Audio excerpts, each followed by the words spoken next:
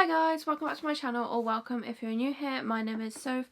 For today's video, we're going to be doing my November TBR. Now, for the last 2 months, I have done Tori's Roll for Reads TBR game, which is super fun, but I fell into a kind of reading slump during October, and with November and December being my busiest months because I work in retail and obviously everything to do with Christmas, both in work and outside of work, it just tends to be really busy. So I want to go a little bit easier on myself, and we are going to be mood reading for November and December and possibly January, but we'll see when we get to it.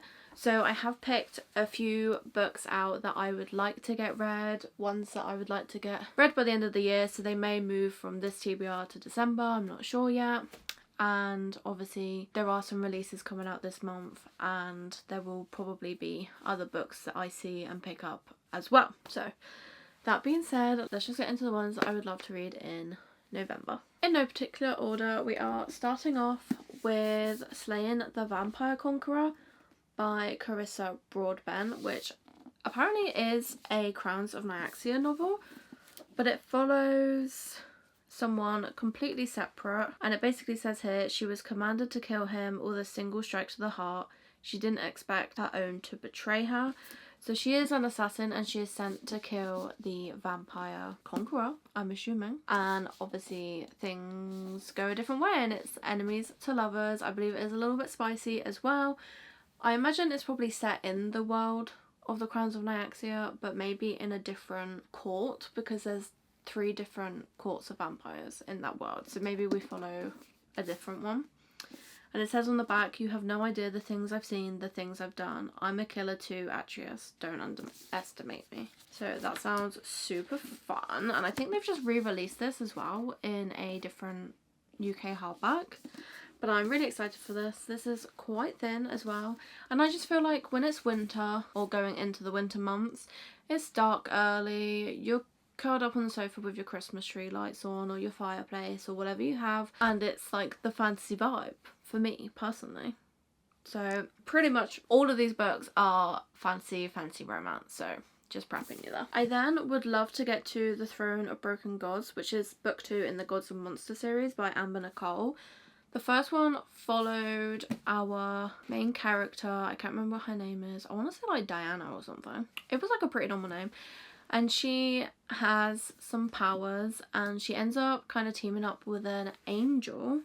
So complete like opposites attract, and they kind of ally together to face a common enemy, and a little relationship kind of buds, and something happened at the end of book 1 which was like devastating, and I'm really interested to see where that takes her character in the second book, because it's definitely going to have a ripple effect, and I really need to see that, and also see how their relationship kind of blossoms or doesn't. It could go in either direction, to be honest, but I really enjoyed the first one. And if you've watched Supernatural, the angel that she pairs up with reminds me of Castiel from Supernatural so much, because he just doesn't understand like human references, and it's so funny. It adds like a little bit of comedy to some like serious situations. We then have Heavenly Bodies by Amani Iriu. Now, this one I did start back in like August. I read the first 2 chapters, and then I hit a big reading slump, so I kind of put it down to pick up something that I like desperately wanted to read. I can't even remember what I read. I read something that really got my reading mood back, and now it's time to return to it. I didn't put it down through any fault to do with the book. It just, I needed something different at that time, probably something a bit less dense, and yeah. Now it's time to go back. I'm very excited. I think I'm going to love it from what I've been hearing. I honestly find that I have very similar reading tastes to Rachel from Ravenhair Reader. She loves this book, so I feel like I will also love this book. We follow a girl called Alara, and in this world it's ruled by the stars, who are cruel and merciless gods, and our main character Alara has been cursed by fate.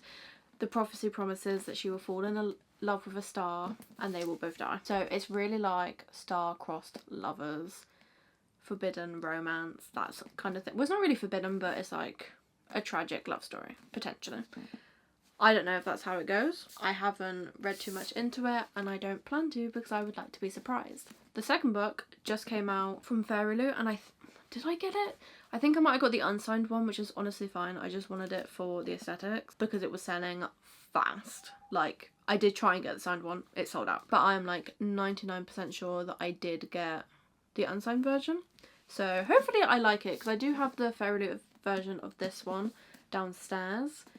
Obviously, if I don't like this, then I will be selling both of them, but I'm hoping that I do love it as much as I think I will, because I really need some good books this month. I am a little bit off my reading goal at the moment, so I need some really good books to like really push me through. Then we have Zodiac Academy: The Reckoning by Caroline Peckham and Suzanne Valenti. Last month I did a reread on the second book via graphic audio. So good. The month before I did a reread of the first book. I have not read this one at all yet, so this will be a first time for this one, so I will be reading this like normally, physically, maybe with the normal audiobook but not the graphic one. But this one I'm so excited to get to. I've remembered why I love those books so much, and I'm very excited to just get on with the story. This is the Reckoning, which is like a key part in their story as like powerful fae. They have to face the Reckoning, which I believe is some trials. Very exciting. Last on my physical pile up here with me is Metal Slinger by Rachel Schneider. This is a pirate romantasy, I believe, full of seafaring adventure, knife fights, witty banter, and a slow burn tension. I don't want to look at the blurb too much because I know that there is also a plot twist in this that drove everyone crazy. So I'm so excited to read this one. I haven't read any pirate fantasy that I can think of. I've read fantasy that's had like pirates mentioned in it, like Throne of Glass, one of the Assassin's Blade stories, has a pirate lord in it. That's pretty much as close to a pirate story I've got, but this one is like based at seas, and I'm very excited to read it. Now to mention the ones that I do not have physically but I really do hope I'll be reading. The most important one being Brimstone by Kelly Hart, which is book 2 in the Quicksilver series. I don't know if it's a duology or a series, but I've been waiting like a year for this. When I tell you, I like looked at my pre-orders and realised that Brimstone was coming out so soon. I was literally dancing, screaming, crying, throwing up. I loved Quicksilver with all of my heart, and I'm so excited to get back into the world with these characters. There's banter, there's like found family almost. There's obviously romance because it is a romantasy, and I just love everything about it. It was like such a good 5-star. And also the magic system with the metal, loved it. Absolutely loved it. The other one is Spark of the Everflame, which follows DM, who lives in a world that's kind of ruled by demigods, which are children of the gods.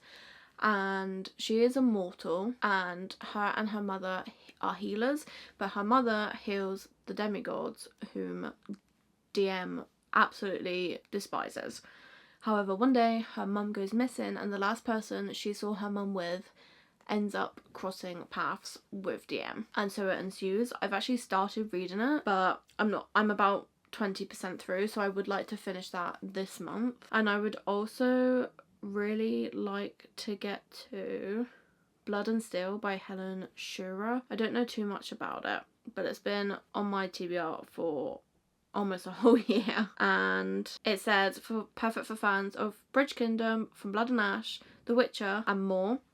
Blood and Steel is an epic romantic fantasy with enemies to lovers, slow burn spice, found family, and a sprawling world of magic and monsters. And that just sounds perfect. Like, literally perfect.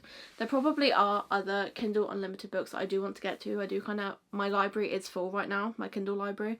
I can't borrow any more without replacing it. So there's definitely lots of books for me to get to, but these are the ones that are on my priority for November. If you have read any of these books, please let me know your thoughts and feelings about them all, because I want to know. Even if you hated it, I want to know. And let me know what you were reading in the month of November. I hope you will have a amazing reading month, and let's get these reading goals done. If you like this video, please give us a big thumbs up. It really helps, and don't forget to hit that subscribe button before you leave so you don't miss the next one. Bye guys.